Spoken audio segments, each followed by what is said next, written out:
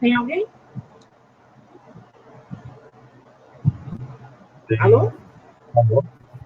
Alô, tem alguém? Marcos? Oi, você está me ouvindo? Marcos. Estou ouvindo perfeitamente. Já tem alguém? Uma pessoa. Oi. Tem. Rosirene Fernandes. Isso.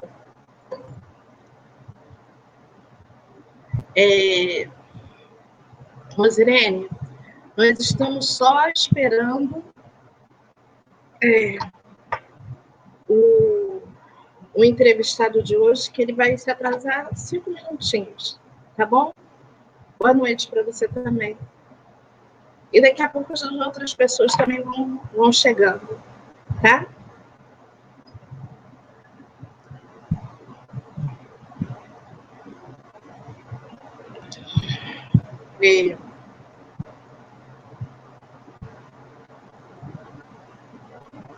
Mas vamos começar mesmo assim, né? Bom, boa noite a todos. Hoje nós vamos começar um novo ciclo nas nossas palestras.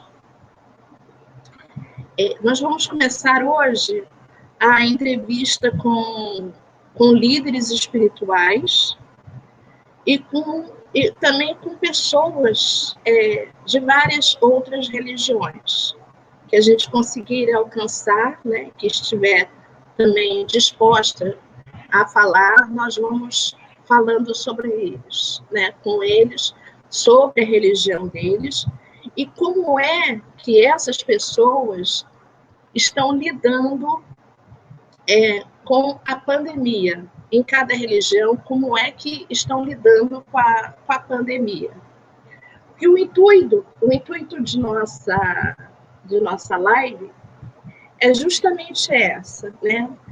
É tirar aquele estigma da separação entre as religiões, já que nós vivemos, na atualidade, um momento muito difícil e muito difícil e muito desastroso.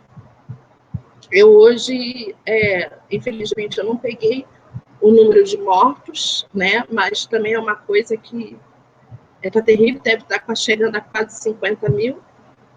E, embora já esteja começando a diminuir, mas não a diminuir porque foram feitas ações corretas. Sim, diminuir porque o povo acaba ficando autoimune, assim como assim dizem, né? Então, existe uma quantidade muito grande de pessoas que pegam e a população dos lugares acaba ficando autoimune. Mas o importante agora, aqui principalmente para a nossa live, é justamente isso. Que nós desejamos estabelecer uma comunicação entre as várias religiões, para que a gente possa se juntar, para que a gente possa se dar as mãos num momento como esse, sem fazer distinção, porque a gente está sempre não. As pessoas, as religiões, elas têm sempre mania de uma ficar guerreando com a outra. E isso não é uma coisa boa, né? Guerra nunca foi bom, o ódio nunca foi bom, porque o ódio nunca resolveu nada na vida. Então, o que nós necessitamos nesse momento é justamente de a união para podermos nos estabelecer como sociedade, solidarizando um ao outro, ajudando o outro, né? E assim a gente poder atravessar esse momento tão difícil que está ocorrendo em nossas vidas. E para isso, no dia de hoje, nós chamamos um senhor que ele é diretor do GETEB, aqui de Septiba, e ele fica entre Septiba e Campo Grande, Santa Cruz, fica entre Santa Cruz e Septiba. E ele, lá eles têm um segmento parecido com Kardec, e é uma religião que traz muitos ensinamentos. Tem muitas orações, traz muito ensinamento, então é muito boa mesmo a gente poder conhecer um pouco mais sobre a religião e sobre o que eles estão desenvolvendo para poder estabelecer uma ordem, estabelecer uma forma de falar com as outras pessoas no meio da pandemia, né? Eu até já estive como frequentadora também de muitos lugares. Apareceu. Nosso irmão Walter. Eu já tive até, eu já estou falando aqui, já tive até no Frei Luís, né, que faz um trabalho também muito bonito. Verdade. Já estive, já acompanhei o Frei Luís, já fiz operações lá, então é um segmento muito bonito mesmo. Verdade. E tem muita paz, é um lugar que realmente ele tem uma paz, assim que a gente entra, colocou o pé do portão para dentro, você sente uma paz imensa dentro do Frei Luís, né? É verdade. E eu já fui algumas vezes lá para tratar de problemas de saúde, da minha filha, do meu falecido marido. Então, a gente foi lá algumas vezes tratar problemas de saúde e saí satisfeita de lá, né? Lá é um lugar muito tranquilo, muito bom. Eu estou só falando mais ou menos, eu não conheço direito o seu trabalho, nem a sua religião. Sim. E eu estava falando que você estava falando, pessoal, dando boa noite para as pessoas, vou dar novamente boa noite, que agora, nesse momento, deixa eu repetir, nesse momento, nós estamos no momento das entrevistas, em que nós vamos agora entrevistar.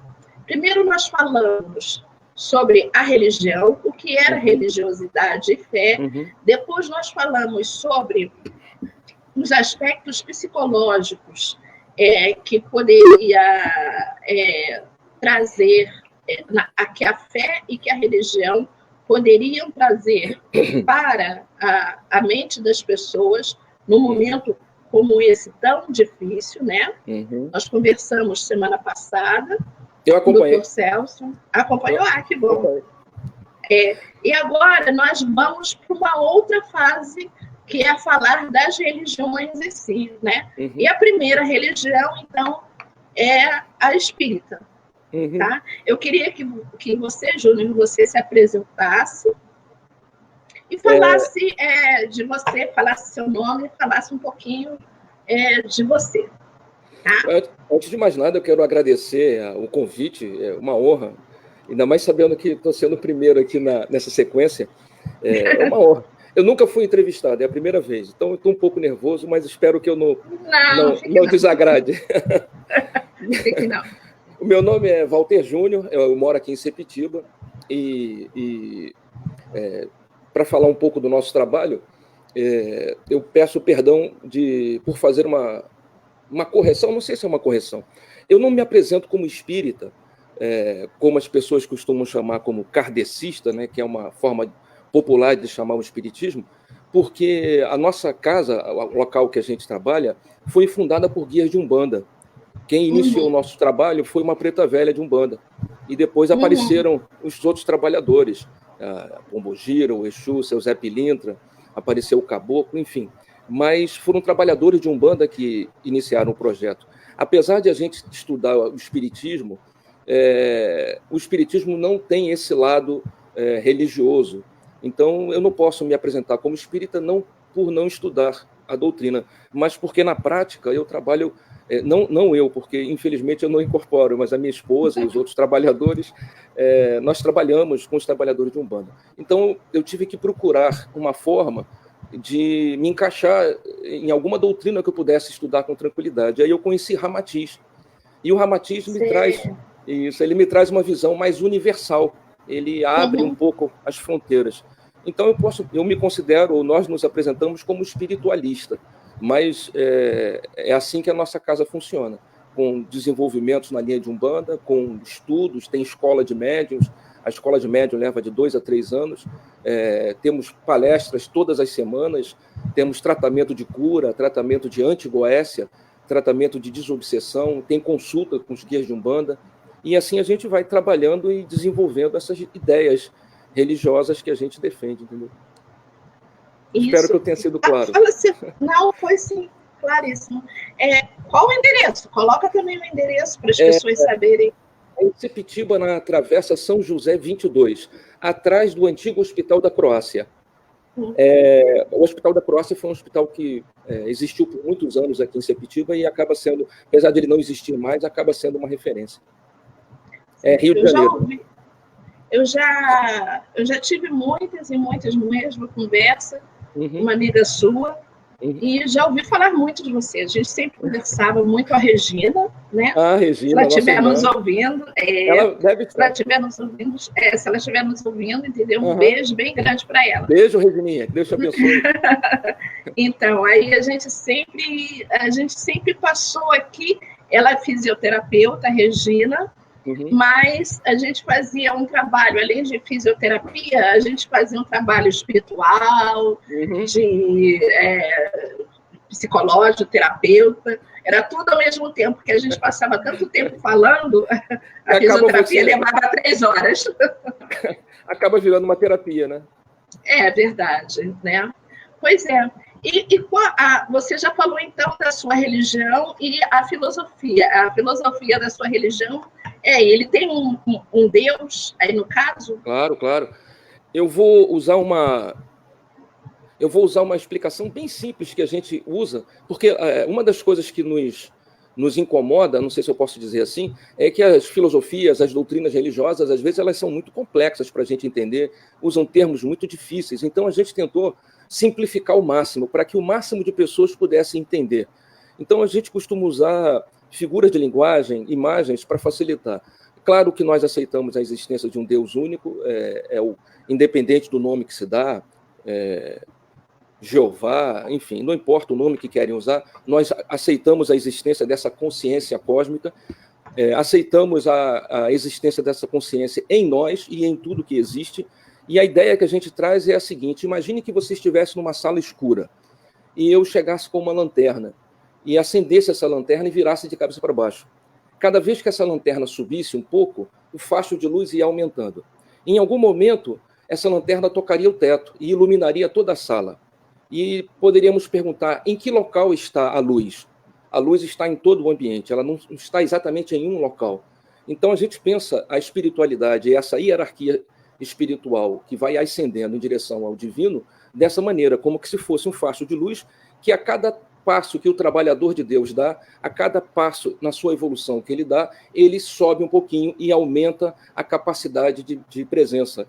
Ou seja, ele se torna cada vez mais onisciente, onipresente, e vai se integrando a essa realidade cósmica que é o Criador. Podíamos dizer assim: Deus é o cara que fornece a luz, que fornece a energia, ou talvez Deus seja a própria atmosfera do ambiente em que a luz se propaga. Então a gente costuma usar essas imagens para a pessoa ter uma noção não só de como Deus está presente, porque a gente fala assim: mas Deus está em tudo, é meio vago. Mas quando você pensa isso de uma forma mais prática, dá para você entender: poxa, então em todos os lugares em que a energia dele chega, ele está presente. Então ele se manifesta em tudo em torno de nós. É dessa forma que a gente entende Deus. Não sei se eu fui claro. Não, foi sim. Eu achei o seu exemplo muito bonito. Da lanterna, muito bonito, porque ela realmente dá uma extensão bem grande isso. Do que nós procuramos. Isso. Nós dizemos assim que quando você... Como tudo é uma questão de sintonia, né? tudo é uma questão de frequência de onda. Quando você sintoniza numa rádio, numa estação, você pega uma emissora, sintoniza em outra. Então, tudo é uma questão de sintonia. Quando você sintoniza com, vamos assim dizer, consciências que estão um pouco menos esclarecidas, elas têm uma capacidade, elas se tornam muito mais materiais, pragmáticas, egocêntricas. Na medida que você muda essa forma de você pensar e expande um pouco mais a sua consciência, você consegue sintonizar uma gama de frequências muito maior e talvez consiga até olhar um pouco para cima e começar a receber um pouco dessa comunicação que vem do alto. Então, a nossa proposta lá no GTEB é fundamentalmente, a gente diz assim, que é alfabetizar espiritualmente as pessoas, dar os primeiros passos. Nós acreditamos que se nós conseguíssemos alfabetizar um grande número de pessoas, as pessoas se transformariam, como a gente crê que estão se transformando, naturalmente.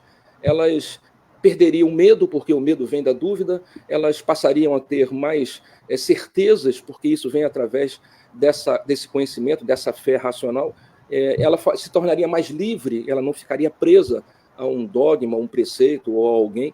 Então, são conceitos que a gente tenta trabalhar lá no GTEB todas as semanas, quando a gente faz as nossas palestras. E na rádio, como eu comentei com você, né, anteriormente, a gente faz um programa na rádio toda semana, toda terça-feira, falando dessa espiritualidade com simplicidade. Entendeu? E lá funciona como? Uma vez por semana? Todo sábado, 4h.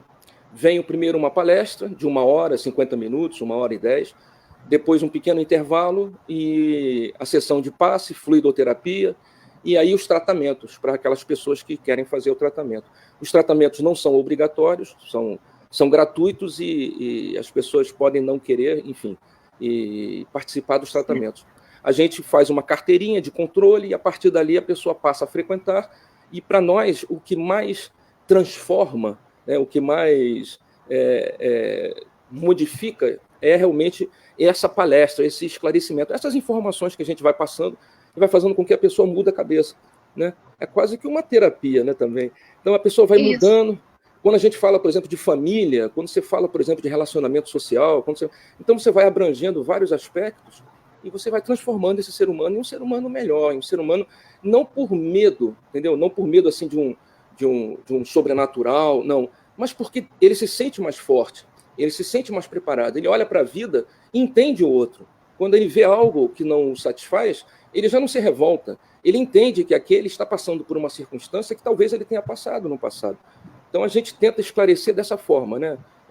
Eu vou exagerar, me perdoe, mas a gente tenta abrir o véu de Ísis, como diz um dos textos, entendeu? Fazer com que a pessoa enxergue o todo. É mais ou menos por aí, entendeu? E como é que você entrou nesse segmento? Você sempre foi desse segmento religioso? Ou você entrou como?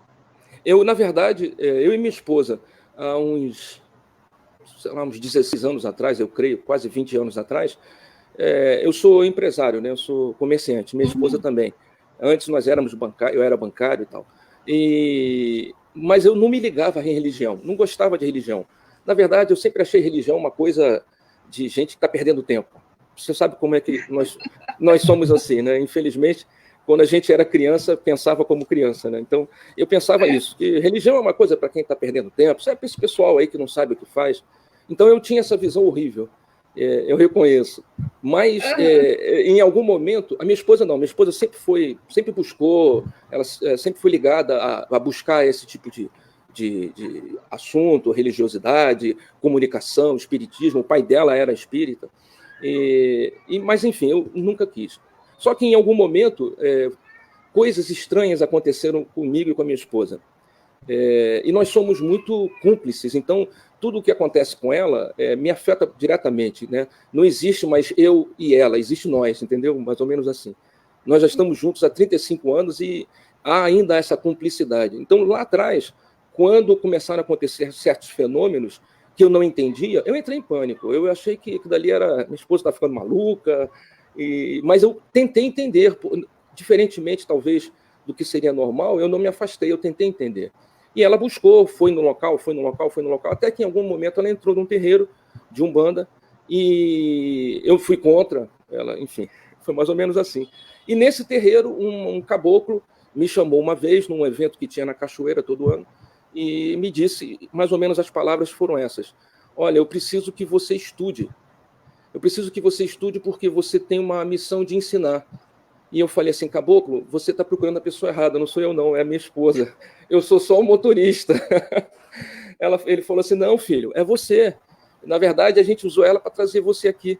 E eu preciso que você estude. Eu falei: mas estudar o quê? Ele disse: eu não sei. Não me disseram, só me disseram isso. Estude, porque você em algum momento vai ter que ensinar. E daí eu comecei a ler tudo o que você imagina, comecei a prestar muita atenção no que as pessoas falavam. E aí fui nessa busca desesperada durante vários anos, batendo cabeça aqui, ali, até que em algum momento eu e ela decidimos, ela já passou a conhecer os guias dela, né, a vovó e todo mundo, e aí em algum momento eu percebi que a gente tinha que criar um trabalho nosso, porque a gente estava querendo uma coisa que eu não estava encontrando, né? Então, e foi daí que começou tudo. Eu não sei se eu fui muito longo, eu tenho dificuldade de fazer resumos às vezes. Não. Eu achei a história muito bonita. Em geral, as histórias religiosas assim que levam a gente para a fé, né? São histórias, em geral, são histórias muito bonitas. Eu acho, e eu gosto muito. É ruim, desculpa interromper, perdão. É ruim porque você, nesse processo, você sofre muito, né? Você sofre muito porque você vai se desapontando, você espera uma coisa, você entra às vezes num culto de uma igreja protestante qualquer, e depois você não é aquilo, você vai numa igreja católica, depois se entristece, vai num terreiro, vai num centro, vai numa sinagoga, você vai procurando, vai tateando no escuro. É uma das coisas que nos fez botar em prática isso que a gente tem feito, sabe? De esclarecer.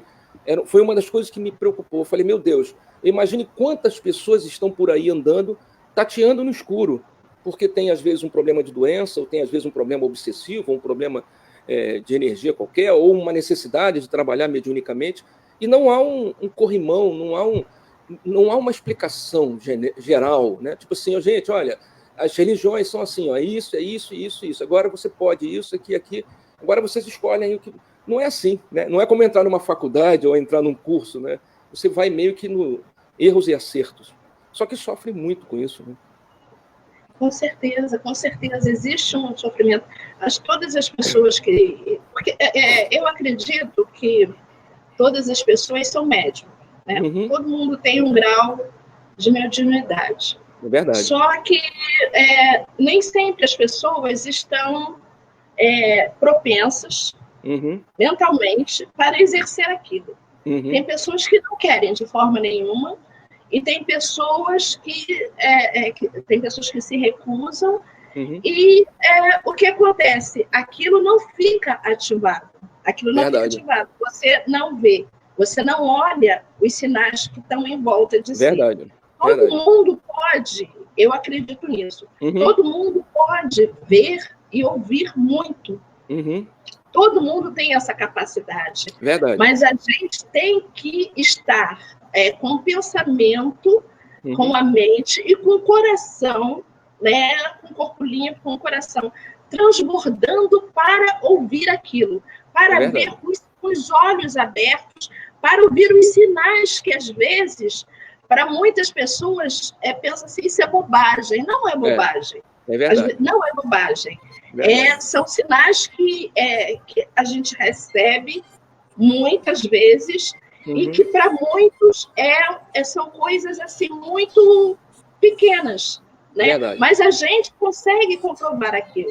Eu, por exemplo, eu sou uma pessoa muito feita através de sinais. A minha vida ela é toda feita através, ela é orientada, ela parece que ela é o tempo todo orientada. Não, vamos fazer assim, Luísa, vamos fazer assado, age desse jeito, age... Não, vai sofrer, mas tem que fazer isso, vai sofrer, mas tem que fazer isso. Já ouvi muito, vai sofrer, não quero sofrer mais, mas tem que fazer isso. Então, já ouvi muitas vezes isso. Tem mais, só um minuto agora. Sem problema. João, eu estou vendo que teve mais gente chegando, eu só queria falar o seguinte, já são 18h30, nossa, 18h30. Nós vamos dar uns 10 minutos, nós vamos falar só mais uns 20 minutos, e vamos dar uns 10 minutos para quem tiver perguntas para fazer, tá? Tá ótimo. Se a resposta não der nesses 10 minutos, não tem problema, que depois a gente chega e deixa a resposta.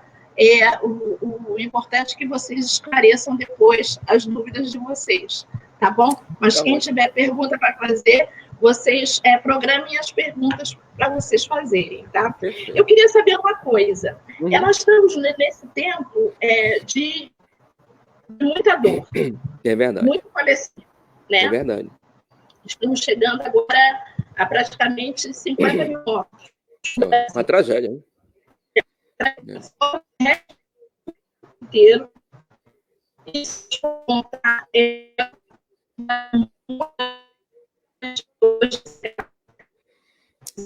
eu peço perdão.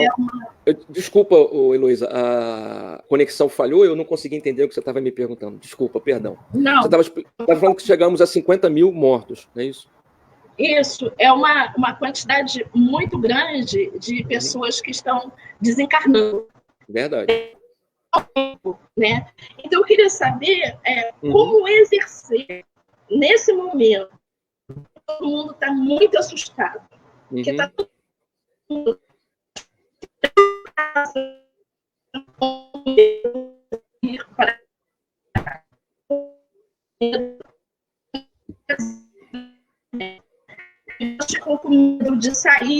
elas ficam com medo de sair, para a rua pensando ao mesmo tempo é uma coisa meio terrível. Como pode exercer a fé num momento como esse, de tanta dor? Eu acho que eu entendi a pergunta, porque falhou um pouco a transmissão, mas eu creio que eu tenho entendido. No momento desse, em que tantas pessoas estão desencarnando, tantas famílias estão passando por tragédias, né, pessoais, que a gente nem imagina como deve estar por aí, né, nesse mundo afora, uma situação terrível. Nós aqui no nosso trabalho, no nosso grupo, aqui na nossa comunidade, em que a gente tem tentado levar algum tipo de informação, a gente enxerga tudo isso de uma forma talvez um pouco diferente do que muitos enxergam. Lá atrás, o Cristo havia dito, né, as tragédias são necessárias, ai de quem os provoca, né? Os problemas são necessários, ai de quem os provoca. Então, infelizmente, certos momentos da nossa existência e da civilização humana como um todo, certos acontecimentos trágicos ocorreram para que a própria humanidade desse um passo. Eu creio assim que é mais ou menos como que quando você leva um filho para um dentista para cuidar da saúde bucal e ele não gosta, ele reclama, aquilo é incômodo, aquilo é sofrimento para ele xinga a mãe, ele xinga um pai, ele tem pensamentos horríveis, mas na verdade os pais estão preocupados com o futuro dessa criança. Eu enxergaria mais ou menos assim. Para nós, a morte ela é um pouco diferente do que para a maioria das pessoas. Como a nossa visão é transcendente, como a gente tem uma visão além do que a matéria nos apresenta, a gente enxerga a morte como algo que faz parte da vida, né? Não estou aqui minimizando o sofrimento de ninguém, pelo amor de Deus, porque eu tenho pessoas na minha família que pegaram o vírus e é horrível, falta de ar, é uma situação horrível. Não é nesse sentido. É apenas no sentido de que a gente precisa olhar um pouco mais, de forma mais abrangente tudo isso, senão a gente não entende o que está acontecendo. Nesse momento que nós estamos conversando, e durante os próximos 200 ou 300 anos, nós vamos permanecer na transição planetária. Esses fenômenos são pertinentes a um período de transição planetária. Não só esse. Eu peço licença a você para colocar algo que eu falei recentemente, até numa live que eu fiz lá na sede do GETEB, que a gente tem feito aos sábados, e que eu disse o seguinte: nós deveríamos entender um pouco mais como é que é a obra de Deus, né? A gente deveria perceber que durante a transição, algumas características são presentes. Primeiro, os extremos estão cada vez mais extremados. Segundo, nunca tantas pessoas procuraram por Deus. Impressionante. As instituições religiosas, essa diversidade de crenças, cada vez tem mais pessoas. A quantidade de pessoas que estão procurando Deus nesse instante nunca aconteceu na história. Agora, mais ainda, por não saberem o que está acontecendo, muitos estão procurando Deus, alguma explicação religiosa, alguma explicação para tudo isso. Então, a gente percebe que alguns fenômenos, por exemplo, o karma, aquilo que nós chamamos de karma, estão sendo queimados muito mais rapidamente. Você comete um erro aqui, nem dá para recuperar na próxima existência. Já nessa existência, as pessoas estão sofrendo as consequências. E essas perturbações, como essa agora da pandemia, me parecem uma vontade de Deus de convidar a gente a uma revisão, a uma mudança de hábitos. Eu estou falando aqui não pelo ponto de vista de quem está sofrendo, eu estou falando aqui pelo ponto de vista da coletividade. Deveríamos perceber que isso que a gente está fazendo agora, quando está com vírus, quando está infectado, seja com esse vírus ou qualquer outro, não deveríamos ir para a rua. Ou pelo menos deveríamos usar, como por exemplo no Japão é comum, usar máscara. Lá, qualquer pessoa gripada usa uma máscara. Aqui a gente sempre achou isso estranho. Aliás, no mundo todo. Deveríamos ter o hábito de lavar as mãos. Então eu penso que algumas das coisas que estão acontecendo poderíamos estar colocando em prática sem necessidade do puxão de orelha, sem necessidade de toda essa tragédia. É horrível, é uma coisa constrangedora, a gente sofre. Recentemente, um amigo nosso, muito querido aqui da região, me procurou porque um sobrinho faleceu, e a gente fica até, às vezes, sem saber o que dizer para a pessoa, porque ela não tem essa visão de que a morte faz parte da vida. A morte não é nem um ponto, é uma vírgula, às vezes, né? Essas pessoas continuam vivas, aonde estiverem. E a gente precisa... Desculpa o que eu vou falar, perdão, Heloísa, eu me sinto muito constrangido de falar isso sem que as pessoas nos conheçam e entendam o que a gente quer dizer. Todo mundo vai morrer em algum momento e a morte faz parte da vida. A gente não tem que ter uma causa para a morte. Quer dizer, eu estou conversando com você aqui, em algum momento talvez meu coração pare, talvez eu fique internado, fora da pandemia. E é necessário porque a única forma de você morrer é fazendo com que o corpo entre em colapso. Mas nós não fomos alfabetizados, a gente não foi preparado para lidar com isso. Algumas outras culturas lidam com isso de uma forma muito melhor do que a gente. Nós somos muito apegados. A nossa primeira preocupação, meu Deus, eu vou deixar, eu vou perder, eu não vou ter. Tudo isso interfere. Há um outro componente, se você me permitir mais um minuto, que piora a situação. É a questão da saúde. Não da saúde enquanto ciência, mas da saúde enquanto uma visão mais holística da pessoa, do ser humano. Quanto mais medo, quanto mais receio, quanto mais insegurança, quanto mais tristeza, angústia, quanto mais raiva, quanto mais ressentimento, mais frágeis nós nos tornamos fisiologicamente. Um equilíbrio mental, uma visão mais otimista da vida, um relacionamento social mais harmonizado, faz com que o seu corpo reaja positivamente. Vamos assim dizer, aquilo que faz com que o seu corpo te proteja, sabe? O teu sangue, a tua estrutura fisiológica, ela se torna mais forte e ela te defende desses ataques de vírus, bactérias. Nosso corpo é cheio de bactérias, é cheio de vírus, é cheio de criaturas que convivem conosco. Mas nós não adoecemos. Só que se a gente baixa o padrão vibratório, se a gente começa a entrar nessa visão mais baixa, mais depressiva, não baixa no sentido pejorativo, mas baixa no sentido de uma vibração mais densa, as doenças se manifestam. Então, a nossa visão de doença, a nossa visão da morte é um pouco diferente. Claro que tudo isso tem a ver com o erro humano, os seres humanos, a ganância, sabe, o materialismo, a falta de amor ao semelhante. Se realmente essa doença veio realmente da China, como alguns dizem, se realmente tem a ver com uma região lá, numa cidade, num bairro lá da China, onde as pessoas têm maus hábitos alimentares ou sanitários, e isso se espalhou, ou se isso veio por uma outra forma, só demonstra como nós ainda somos tão primitivos e precisamos tanto evoluir. Talvez esse momento, seja essa curva, sabe? De você parar e falar assim, gente, vamos rever isso aqui, porque não está legal. Você veja como a natureza tem se fortalecido, as baleias estão voltando, golfinhos estão nadando aqui na Baía de Sepetiba, a natureza está se recuperando, a Baía de Guanabara parece que começou a melhorar a água. Não só aqui, no mundo inteiro você vê relatos Então a gente percebe que a natureza está aí, a vida continua e a gente deveria aproveitar isso para crescer. É a visão que eu tenho. Não sei se eu respondi diretamente o que você me perguntou. Não, eu com certeza respondi. E você até responde de uma forma muito interessante, porque é justamente a proposta do programa, que o nome dessa é o Ubuntu da Isso. quarentena, né? Uhum. E é uma filosofia que fala justamente sobre isso. Uhum. Para solidariedade, para a gente aproveitar esse momento que eu falo. Vamos fazer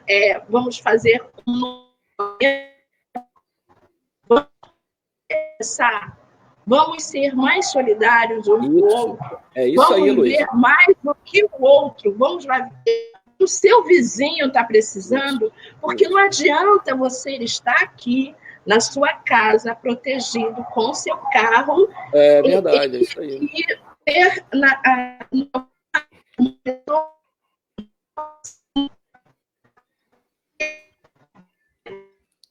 ter bactéria, vírus, vai chegar até aqui e uma com certeza, vai com ficar certeza. doente. Isso é um bem ruim que eu dei. Mas é verdade. Mas é dessa forma. Então, o vírus é uma criatura e quer sobreviver, entendeu? Ele vai inventar forma de sobreviver. E ele não desaparece. Por mais que a gente tranque todo mundo, lacre todo mundo, o vírus não desaparece, ele vai permanecer na atmosfera. Ele vai começar... Você veja o caso de Nova York, em que trancaram todo mundo, e 64% das pessoas, dos contaminados, estavam trancados dentro de casa. Então a gente precisa perceber que tem uma outra razão, isso não está lógico, não está racional, não é uma coisa normal. A gente tem que olhar isso de uma outra forma. Você veja a quantidade de pessoas, não só aqui, em Portugal, na Itália, na Holanda, em tantos outros países, que estão procurando outras pessoas, levando alimentação. Aqui, no meu bairro, tem vários comerciantes que estão oferecendo comida de graça, refeição de graça. Aqui, próximo de mim, na estrada do Piaí, tem uma campanha do pão, esqueci o nome lá, não é um grupo religioso, não. É simplesmente uma padaria que todos os dias bota uma banca de pão na porta e as pessoas pegam de graça.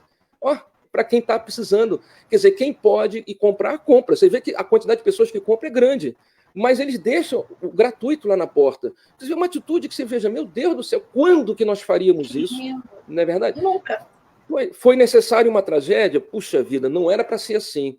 Mas nós, humanos, ainda somos muito atrasados. Então a gente tem que, de vez em quando, levar um pito, sabe? Levar um corretivo. É ruim, puxa vida, 50 mil pessoas, meu Deus do céu. Mas demais. É demais, né? É demais. E é claro que se você comparar isso com outras mortes, como sarampo, acidente de carro, que são 62 mil por ano, mas essa não é a questão. A questão é que o vírus chegou de uma forma emblemática, poderosa. Em 2, 3 meses já fez o que talvez as outras doenças levariam um ano. E o mais importante é a gente não esquecer de aprender. A gente não pode perder a oportunidade para aprender com os erros. Senão a gente repete os erros, né? E isso não seria legal. Perdão, se eu falo demais. Não. E o que seus seguidores aí, no caso, as pessoas que vão até o Zé, o que eles mais pedem de conselho para você em relação a esses momentos? Olha, Heloísa, como a gente tem um contato muito grande com essas pessoas, todas as semanas lá na nossa reunião, são 80, 90, 60 pessoas, às vezes 50 pessoas, e a gente transmite online. Então, aliás, todos os eventos a gente tem transmitido online, os estudos de terça, quinta, sexta. Então, essas pessoas que povoam o nosso grupo, elas têm uma visão semelhante a essa que eu estou te passando. Então, normalmente, eles conversam conosco nos grupos do WhatsApp, mais sobre trivialidades, sobre... olha, eu acabei de ler esse livro... Poxa, vamos fazer... Do que propriamente sobre algo que esteja incomodando, porque eles têm essa visão.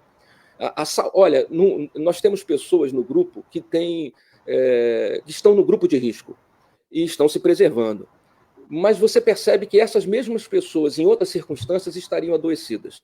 Mas a mente dessa pessoa, o comportamento dessas pessoas, a visão de mundo, como eu disse, fortalecem aquilo que a ciência chama de imunoglobulina, quer dizer, que são esses essas pequenas criaturas que existem no nosso corpo que impedem que a gente adoeça. Isso se fortalece na fé, isso se fortalece no otimismo, e a gente se torna mais resistente. Então, o nosso grupo é feito de um pessoal bem legal, que acaba não tendo muitas dúvidas com relação a isso. As dúvidas que eu recebo são mais dos ouvintes, dos espectadores da mídia social, que perguntam, estão passando por necessidade, fome, e a gente tem um trabalho de doação de cesta básica para diminuir o sofrimento, enfim.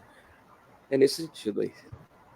E saber uma coisa, as pessoas não, no caso, os seus, que você orienta, né?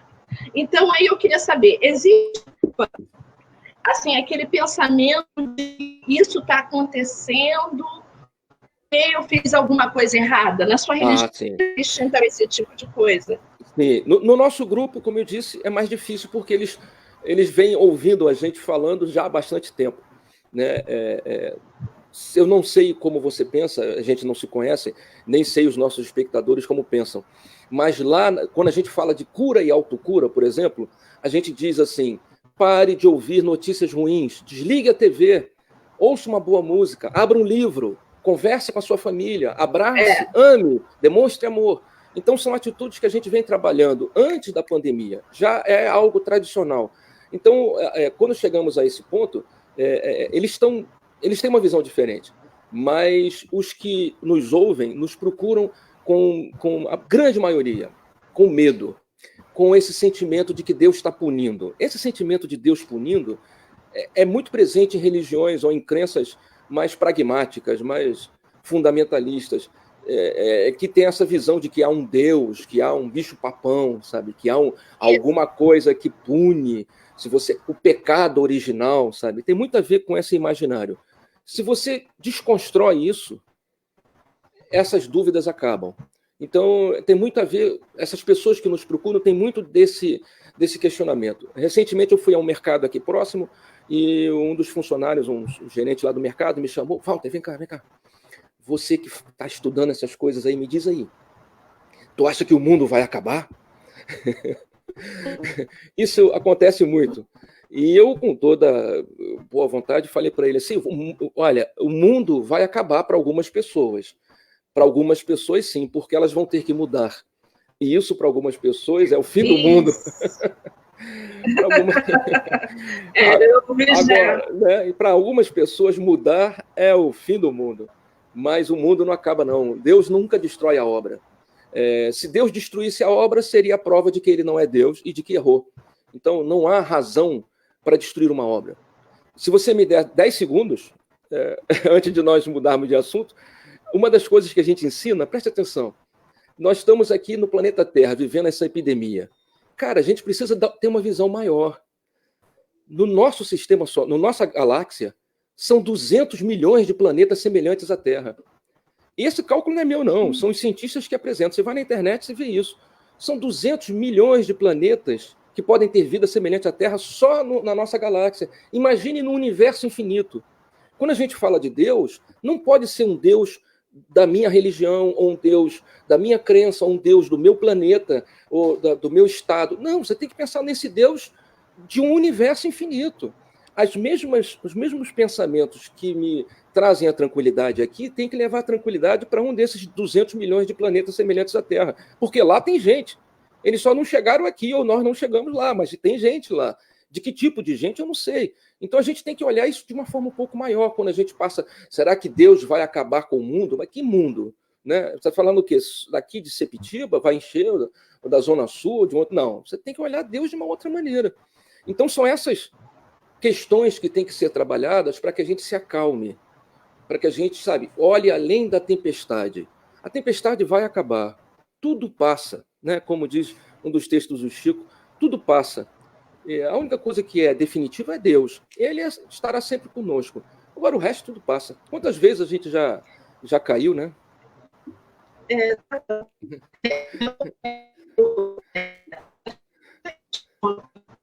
Palestrante falando,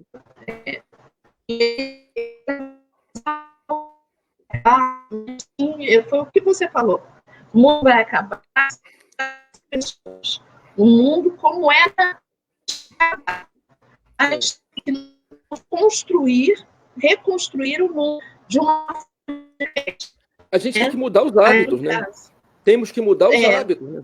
Você veja uma coisa, Heloísa, a quantidade de pessoas que estão descobrindo que podem trabalhar em casa, a quantidade de empresas que estão percebendo que economizam quando o funcionário fica em casa e constrói um pequeno home office, e fazem isso aqui que a gente está fazendo.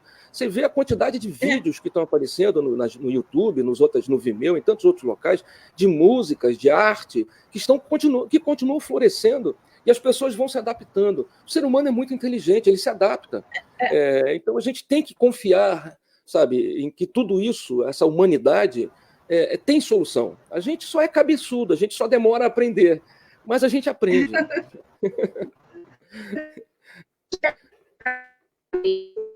Há alguma assistência material, ele está organizando, ele organiza algum tipo de... Eu acho que eu entendi mais ou menos. Tá falhando, né? A internet deve estar lenta. A internet hoje está bem ruim. Vocês me desculpem. Fala, Marcos. Perdão. Desculpa. Ajudar as pessoas neste momento. Isso. Obrigado, Marco. Sim, a gente tem feito um trabalho já, mesmo fora da pandemia, de auxílio com cesta básica, né? E a gente tem algumas pessoas, algumas famílias cadastradas. Mas aqui na nossa região, por ser uma área muito pobre, uma área muito carente em relação a outros bairros aqui do Rio de Janeiro, existe um trabalho social muito bem implementado, não só da Igreja Católica, as igrejas protestantes, os próprios centros espíritas, os terreiros, fazem um trabalho social muito intenso aqui já há bastante tempo, porque a nossa região é uma região carente, né? Então há uma distribuição de alimentos normalmente. Então, talvez por conta disso, eu não tenho recebido demandas extras, mas as pessoas e as famílias que a gente tem dado assistência, continuamos mesmo durante a crise. Ai, que maravilha! Muito bonito mesmo, muito bonito ouvir isso. Bom, nós estamos em 18. Alguém tem alguma pergunta a fazer? Enquanto isso, eu gostaria de saber, Marcos, você tem alguma pergunta, algum comentário para fazer? Só avisando que quem quiser fazer a pergunta, só escrever a pergunta aí na página do Facebook que a gente lê aqui para o convidado. Mas eu queria perguntar para o Walter, dos vários ensinamentos que a gente aprende passando por uma fase dessa, da sua perspectiva espiritualista, que pudesse ser compartilhada por outras pessoas de outras fés, religiões, qual um ensinamento que você sente que a gente, enquanto humanidade, estamos aprendendo neste momento? A gente está desenvolvendo o amor. É uma das características que seriam necessárias. Nesse período de transição que a gente está vivendo, eu digo aqui no nosso grupo assim, já havia sido informado que seria separado o joio do trigo. Esse joio do trigo não tem nada a ver com quem é bonzinho ou quem é mauzinho ou quem está errado, não é isso. É no sentido de quem já sabe, já aprendeu a amar, e aqueles que ainda não iniciaram esse processo do amor. Essas pessoas que ainda não conseguem amar estão tendo agora uma grande oportunidade porque estão convivendo com a própria esposa. Você veja que aumentou o número de separações, aumentou o número de desquites, aumentou o número de brigas dentro de casa, porque casamentos foram feitos em cima de bases equivocadas, de interesses que não eram talvez os interesses que pudessem garantir uma felicidade futura. Então, aumentou o número de separações e de brigas familiares. Isso demonstra o quê? Faltou amor. Nesse momento em que a gente está dentro de casa, a gente passa a amar os que estão conosco. É a avó que a gente tem que olhar, é a esposa que muitos têm dificuldade de conviver, ou o marido, são os filhos. Então, eu acho que essa é a oportunidade de desenvolver o amor. Aqueles que estão passando por tudo isso e estão tendo dificuldade de amar, né, a gente costuma dizer que você não consegue dar aquilo que você não tem. Muitos de nós passamos por uma dificuldade na vida e não fomos amados. E, portanto, não desenvolvemos isso em nós. E acabamos perpetuando essa herança desagradável de não amarmos os nossos filhos. É hora de nós aprendermos a desenvolver isso que não temos, de criar em nós as circunstâncias do amor. Independente dos meus pais não terem me amado, eu preciso amar a minha família. É o momento disso. Isso está acontecendo no mundo inteiro. Basta a gente olhar com um pouco mais de calma, tirando um pouco da neblina, colocando um óculos melhor, a gente enxerga que as pessoas estão aprendendo a amar. Esse próprio altruísmo de você ajudar o próximo, como disse a Heloísa, de ajudar um vizinho, né? A gente costuma dizer assim que não pode ser amor regador. O amor regador é aquele que só molha perto do regador, não vai longe, né? Então a gente precisa amar os que estão distantes, amar os que não fazem parte do nosso núcleo familiar. Isso tudo está acontecendo. Eu acho que a gente está desenvolvendo isso. E é o momento. Aqueles que não estão conseguindo desenvolver, Marcos, infelizmente, não reencarnam mais na Terra nos próximos séculos. As futuras gerações, cada vez mais, serão compostas aqui na Terra de espíritos que já conseguem amar. É a transição natural. Esses que não conseguirem, não tem problema. Eles vão para uma escola um pouco mais atrasada. Eles são levados a reencarnar em mundos, um desses 200 milhões de planetas, né, como eu disse, que estão vivendo uma era com menos amor, mais pragmática, mais fundamentalista, mais bárbara, talvez. É uma seleção natural que está acontecendo. Eu acho que o que a gente tem que aprender é o amor. Você já ouviu falar em criança cristal? Crianças cristal? Heloísa, essa pergunta é maravilhosa. Mas eu acho que a gente tem que fazer uma outra entrevista com você, porque chegar às 18h57 e falar sobre criança cristal e criança índia... Essa pergunta é maravilhosa. É a perspectiva desse milênio agora, é justamente ter esses espíritos, né? E a gente tem que aprender, né? Mas também, você falou de separações, eu também estou vendo que tem casais que agora, com essa pandemia, eles estão assim, eles estão se entrosando mais. Eles conseguem ver que eles ficam ali e que eles estão ali ligados. Eles um segurando a mão do outro e eles ficam ali enfrentando juntos. Eu acho isso muito bonito também. Também acho. Eu acho muito bonito. A gente redescobre o marido, né? Redescobre a esposa. Conversa com um amigo, fala assim: tu sabe que minha mulher é até uma pessoa legal, rapaz? Eu não conhecia ela, não. É mais ou menos isso. Olha, eu vou falar em 1 minuto, se eu conseguir, sobre crianças cristais. Olha, Heloísa, essa é uma visão pertinente, porque, como eu disse, cada vez mais irão reencarnar pessoas que já desenvolveram o amor. É você, sou eu, é o Marcos, as pessoas que estão nos acompanhando. Se nós estamos aqui numa live com esse assunto, é porque nós temos esse interesse, algo em nós está coçando, está nos motivando, está nos incomodando, nos tirando da zona de conforto, nos levando a buscar soluções. Então, esse algo é exatamente essa busca de reencontrar Deus, né? É a própria essência da religião, né? O religare, voltar, se conectar, não é isso? Então, é isso que está acontecendo conosco. Então, nós, quando chegarmos no nosso momento do desencarne, espero que demore bastante, mas vamos lá para o que tiver que ser, nós vamos reencarnar daqui a 100, 200 anos, 300 anos, porque não há um prazo definido, e quando voltarmos, lá com 5, 6 anos, Heloísa vai estar falando com a mãe dela sobre a necessidade do amor, Marcos vai estar falando com o pai dele sobre a necessidade do perdão, sabe? E nós seremos as tais crianças índigo, porque é o que está acontecendo naturalmente. Porém, nós estamos na transição, por isso que eu falei que ia levar 1 minuto. Na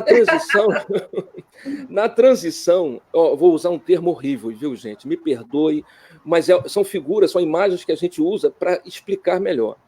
Na transição, os últimos, o pessoal que não foi convidado para a festa, como a parábola do festim, estão sendo convidados. Então, tem muita gente, muitos espíritos que estão entre nós, que são espíritos recalcitrantes, são espíritos que reincidentemente negam o amor, não aceitam o amor, sabe? São muito endurecidos. E eles estão entre nós. Por que eles estão entre nós? Porque eles precisam conviver com pessoas que desenvolveram o amor para brotar neles o amor. Quer dizer, a única forma de você fazer com que essas pessoas aprendam é no relacionamento. De um lado, quem já ama vai fortalecer mais o amor por ter paciência com aquele irmão, e o outro vai ver o exemplo de quem está amando e de como ele está sendo feliz, como ele está sendo próspero, como está sendo saudável. Então, esse relacionamento entre uma criatura ainda primitiva e uma criatura já que ama é o que está acontecendo. Então, muitas das crianças que estão entre nós ainda não são isso que nnós chamamos de crianças índigo. Eu chamo essas pessoas de uma forma horrível, mas é porque eu me lembro da minha infância, né? Me perdão, é arroz queimado, é o fundo da panela, nesse sentido, entendeu? É aquele arroz que fica no fundo da panela. Você comeu arroz, aí fica aquele grudor no fundo. Aí você fala, vai esse mesmo, pega aqui com a mão, esfarela ele, esquenta e vamos comer. Então, muitos dos espíritos que estão entre nós são esse fundo de panela. Infelizmente, mas é necessário. Então, cada vez mais, crianças índigos estarão entre nós. Mas, ainda durante um bom tempo, iremos conviver com o fundo de panela. Entendeu? Mas você sabe que eu conheço uma menininha linda. Ela me chama de avó, né? Ela não é minha neta natural, mas ela me chama de avó. Linda, linda, linda, linda. Um beijo até para a mãe dela, a Thalita. Né? Que é minha filha de santo.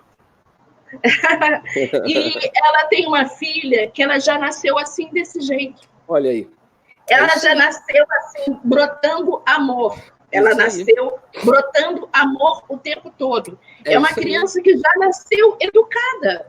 Que não precisa se falar muito, que ela obedece. Ela é completamente diferente. Você conversa com ela sobre assuntos sérios.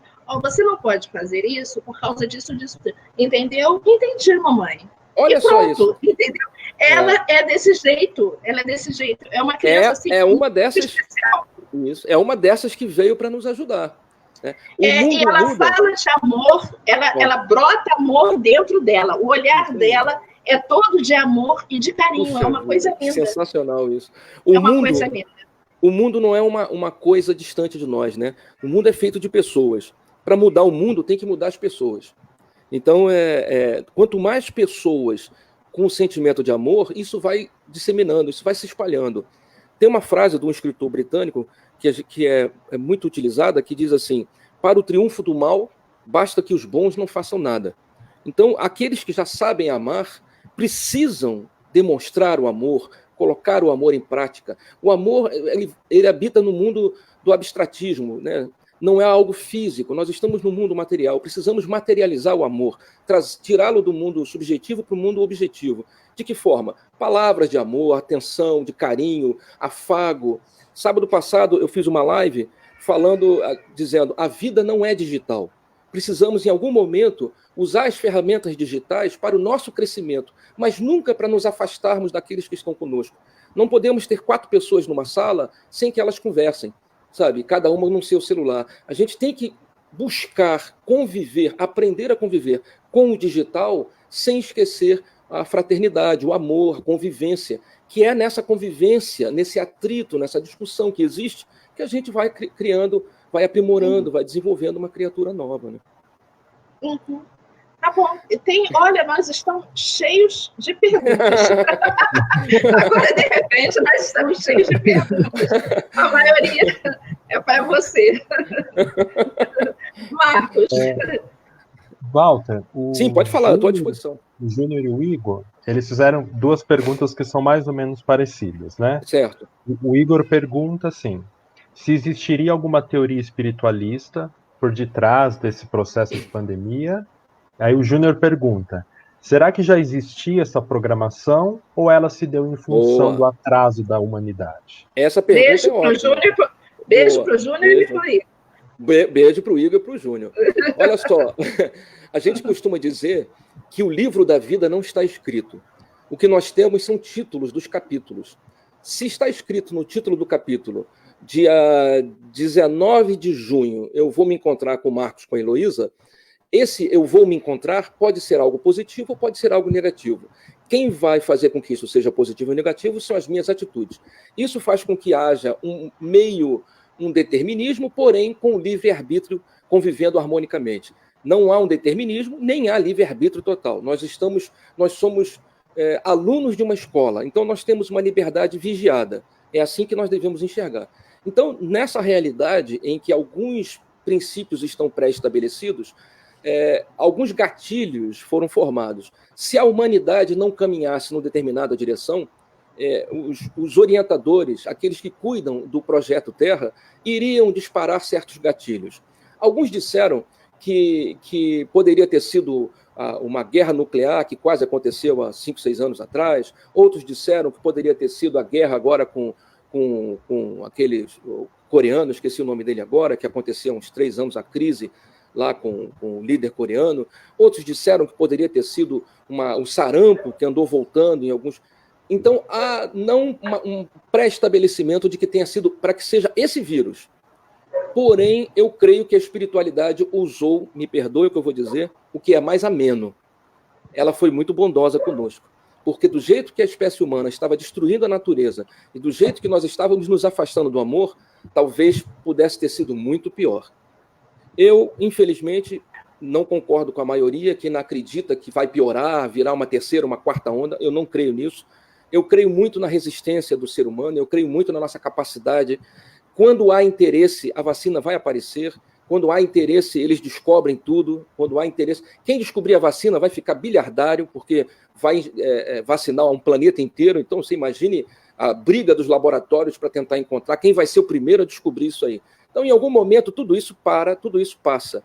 Mas, se nós não nos corrigirmos, pode ser que seja necessário outros problemas no futuro. Entendo.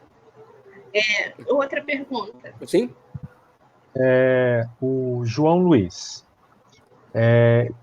Ele diz que leu uma vez que os estados de São Paulo e Rio são os locais onde existem mais energias densas, pesadas, muitas vezes formadas por espíritos recalcitrantes. E verificamos nessa fase da pandemia o maior número de desencarnantes justamente nesses estados. Aí ele pergunta: seria esse um processo de renovação desses espíritos, a fim de reencarnar em seres mais amorosos, no intuito de ajudar na mudança desses estados? Não creio nessa interpretação. Eu não sei quem fez essa afirmativa, mas eu não corroboro dela. Eu não concordo com ela. Essa história de que o Rio e de São Paulo são os mais infectados, no meu ponto de vista, tem muito mais a ver com equívocos dos seus líderes, com equívocos, com falta de escrúpulo, falta de amor daqueles que estão no comando, do que propriamente uma questão espiritual. Você veja que tem estados aí que tomaram atitudes muito mais rapidamente, né? Fecharam, isolaram os mais vulneráveis, obrigaram a máscara, e que foi controlado. Países como a Nova Zelândia fechou tudo rapidamente, em 20 dias estava tudo controlado. Então basta que a gente dê uma olhada um pouco mais, saia somente do nosso mundinho, né? Pare de olhar só para o próprio umbigo, comece a olhar em torno, que a gente vê que a coisa não é assim. No meu pensamento, eu peço perdão se estiver errado, mas o problema do Rio é que já é o 6º governador, ou o 5º governador que vai sofrer um processo aí criminal, uma tragédia. E em São Paulo, porque entraram numa discussão louca, ensandecida, sem necessidade. Essa questão política ela é totalmente irrelevante para a vida espiritual, sabe? Nós acreditamos que o Brasil é a pátria do Evangelho, o Evangelho no sentido do amor, tá? Não é o Evangelho que as pessoas pensam assim, porque Evangelho porque é evangélico. Não é nesse pensamento. Evangelho no sentido do amor, porque o Evangelho do Cristo é um Evangelho de amor, né? A mensagem de Jesus é uma mensagem de amor. Então, nós acreditamos muito que o Brasil é a pátria do Evangelho, é verdadeiramente o celeiro do mundo, o berço de uma nova civilização, porque, mesmo tendo todos os problemas que nós temos, nós conseguimos nos amar. A maior quantidade de pessoas que amam, você pode ter certeza, estão no Brasil. Por mais que muitos não concordem. Vamos dar tempo ao tempo que tudo vai ser demonstrado. Você veja as questões que existem em outros países aí, a visão estreita deles, o racismo, a discriminação, um preconceito bobo, uma coisa infantil. Graças a Deus, entre nós, muitos já enxergam que isso é besteira. Tudo isso é bobagem. Eu hoje sou um homem branco. Ontem eu fui uma mulher negra. E daí? E por isso eu vou rejeitar alguém de uma outra cor, de uma outra crença? Isso é ilógico, é irracional. Eu não sei quem eu vou ser da próxima vez. Isso aqui é só uma roupa que a gente troca. Quando a gente tem esse olhar, a gente percebe que o que importa é o humano. É o ser humano que fala com você, independente da roupagem, da aparência. Isso tudo é só demonstração de falta de amor, sabe? E eu creio que o Brasil está caminhando. Talvez demore um pouco mais, um pouco menos, mas está caminhando. Eu não sei se eu respondi, perdão, desculpa. Não, você respondeu. Embora nós estejamos ainda com muitos problemas, não há muitos, porque mesmo o Brasil tendo uma diversidade muito grande, cultural, de raças, de tudo isso, mesmo assim é um país, né, que são poucas pessoas ainda que pensam como nós três aqui, no caso, que estamos, e as pessoas que estão aqui. Porque tem muito racista. Tem muito racista e nós estamos até... Tanto é que no meu Facebook eu estou até fazendo... Quem não assinou abaixo-assinado, por favor, assinar abaixo-assinado em relação ao Padre Gide, tá? Eu vi a sua postagem, eu vi. Pois é, então existem ainda muitos problemas, né? Infelizmente. Mas nós vamos resolvendo isso. Eu acho que a gente tem que resolver isso. É o quê? É com a preparação, com amor, entendeu? Amor. Com empoderamento, o empoderamento do pessoal preto, o empoderamento mesmo, entendeu? Saber quem eles são e saber de onde eles vieram, para essas coisas todas. Tem mais alguma pergunta, Marcos? Não, por enquanto não. Tem sim, é da Marlene. A da Marlene. Tem a da Marlene, mas a Marlene está perguntando... eu acho que talvez vocês dois podem responder. Como desenvolver a mediunidade na perspectiva de sua filosofia, se todo ser humano tem um médio dentro de si? Boa pergunta. Responde, por favor. Desculpa, Heloísa, se você quiser responder, fique à vontade. Não. Você é nosso convidado. Eu vi ali, eu estava lendo aqui, o João Luiz também fez uma, eu não sei se eu estou lendo errado, me perdoe. Olha, Marlene, a mediunidade, a Heloísa ainda há pouco comentou que todos nós somos médiuns, né? A mediunidade, fisiologicamente falando, organicamente falando, tem a ver com uma pequena glândula que está bem no meio dos dois hemisférios cerebrais, que é a tal da glândula pineal. Essa glândula é uma espécie de um chip que capta frequências de onda não materiais. Ela se liga muito ao mundo transcendente e ela controla uma série de aspectos da vida humana, como os ciclos da mulher, a própria fecundação, por isso que a gente conta o nascimento do neném em luas, porque essa glândula que controla esses ciclos tem essa conexão magnética, eletromagnética, com a lua e com outros organismos celestes. Então, essa glândula é ela que nos proporciona a conexão. Ela, inclusive, regula o sono, e é por isso que é muito comum pessoas que têm mediunidade em desequilíbrio terem problemas de sono. Ou dormem demais, ou têm um sono picado, ou têm dificuldade de dormir. É uma característica comum, por quê? Porque essa glândula ela regula o sono. E quando você está em equilíbrio energético, a glândula funciona bem e libera os hormônios que controlam esses ciclos. Todas as pessoas têm a glândula, então a humanidade inteira tem a funcionalidade mediúnica. Mas o desenvolvimento mediúnico, ele só pode ser feito, primeiro, tirando a ansiedade. Muitos de nós temos dificuldade de conversar com os nossos amigos espirituais, com os nossos anjos da guarda, nossos guias, porque somos ansiosos. E porque queremos respostas como se estivéssemos falando com uma pessoa. Na verdade, o que a gente quer é a cola da prova. Sabe? O que a gente quer é que alguém diga, nos passe a cola, sabe? E não vão passar. Eles nunca vão nos passar a cola da prova. Quem anda na lei, os amigos trabalhadores do bem, esses que nos auxiliam, eles andam na lei, eles cumprem a lei. E aqueles que não andam na lei, eles estão fora da lei, são os marginais. Quem não cumpre a lei não tem compromisso com seu livre-arbítrio, não tem compromisso com seu projeto de vida.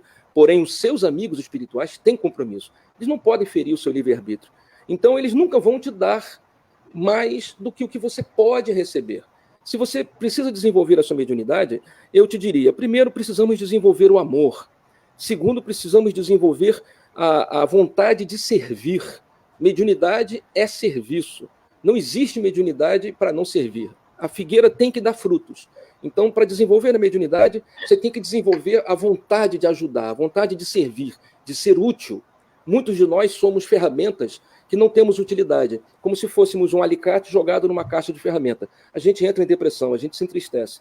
Então a gente precisa saber para que a gente serve, qual a nossa finalidade, qual o nosso sentido de vida, para que nós estamos aqui. Para que a gente saiba, puxa, eu sou um alicate, então eu sirvo para apertar parafusos, eu vou procurar os parafusos para me apertar.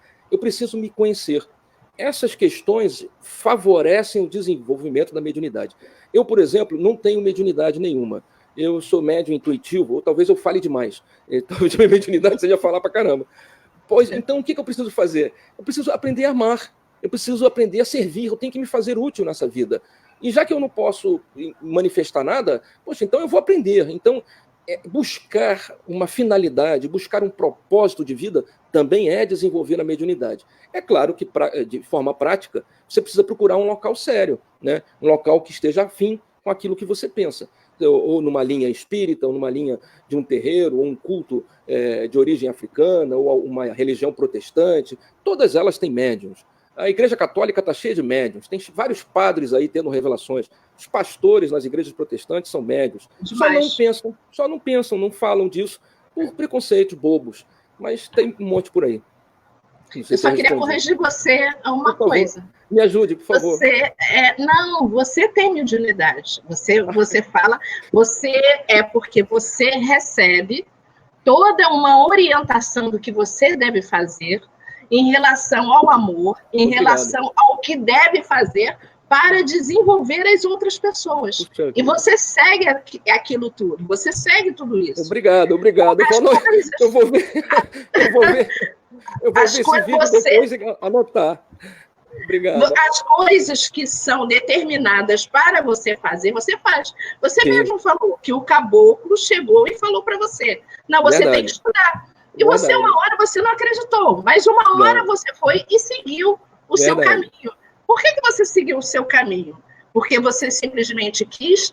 Não, porque tinha alguém ao seu lado falando, Walter, segue esse caminho. E você, sem querer, você ouviu aquilo e foi seguindo. Você não percebeu, mas você recebeu um sinal de que você deveria seguir o caminho. Muito obrigado, Heloísa. Você foi muito bondosa. Não é bondosa, não. E são esses sinais, Marlene, que a gente deve seguir. Eu, por exemplo, eu tenho hábitos, às vezes. Por exemplo, eu acordo de manhã, eu já fui instruída, porque eu tinha uma mania muito grande de ligar a televisão de manhã e começar a ouvir todos os noticiários, ainda mais nessa época de pandemia, desastre, RJTV, não sei o que era. Aí eu tive aquela ordem. Não ligue a televisão de manhã, fica em silêncio. Aí eu comecei a ouvir os meus pensamentos. E os meus pensamentos falavam. Porque primeiro você pensa que é só o seu pensamento que está falando. Aí depois você percebe que aquilo que você pensou não é que deu certo. Aí você começa a pensar, estranho, eu pensei aquilo e aquilo deu certo. É assim mesmo. Então, são coisas assim, você fica em silêncio. Tem que aprender a silenciar, né? Hoje de manhã eu acordei, eu fiz uma sessão de meditação, aí fiquei um bom tempo meditando, eu faço muita sessão de relaxamento, então eu entro assim naquele astral bem, né, e tenho o hábito de manter meu corpo assim, sem comer muita carne, sem comer muita carne animal, sem... namorar a gente namora, porque ninguém é de ferro. Mas a gente tem que saber a hora de não namorar para poder receber aqueles estímulos todos. Então, isso daí tudinho são coisas que você tem que saber. O momento certo para fazer, tomar um banho com ervas, ou alguma coisa, um defumador, que deixa você mais relaxada. Porque no momento que você tira a sua ansiedade, no momento em que você tira a sua ansiedade e encontra o relaxamento, você começa a sentir aqueles pensamentos que falam para você, caminhe para tal lugar, faça esse caminho em vez daquele. Você começa a ver os lugares, os caminhos certos que você deve seguir. Falou tudo, perfeito. Show, isso mesmo. Amém, saravá.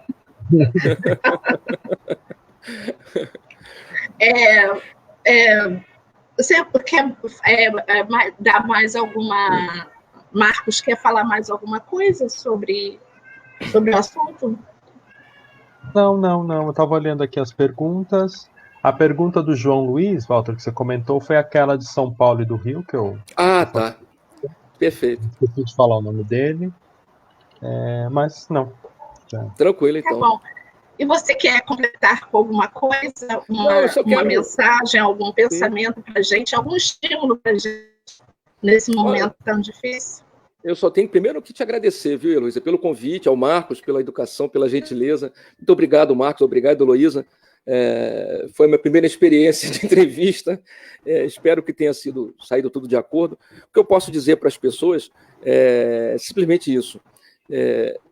Precisamos desenvolver o amor. Quem ama, perdoa. Quem ama, releva. Quem ama, entende, ajuda, consola. Sabe? O amor deve ser colocado em prática até no momento de se, como disse a Heloísa, de se calar diante de um problema mais sério.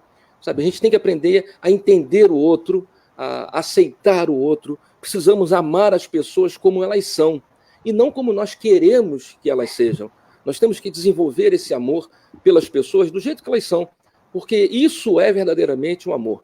Espero que a gente aproveite esse momento de crise para desenvolver esse amor, porque é para isso que a crise aconteceu. Se não fosse essa, seria alguma outra circunstância, talvez uma tsunami, talvez um maremoto, talvez a subida dos mares, enfim, tantas coisas poderiam ter acontecido, né? É necessário que a gente aproveite esse momento para aprender a amar, inclusive os que estão conosco, né? E principalmente os que estão conosco dentro de casa. Um pouco mais de paciência com os filhos, com a mãe, com o pai, com o marido, com a esposa, com os avós. Não nos esqueçamos que nós temos muito que aprender com os avós, diferentemente do que muitos jovens pensam que os antigos não sabem de nada.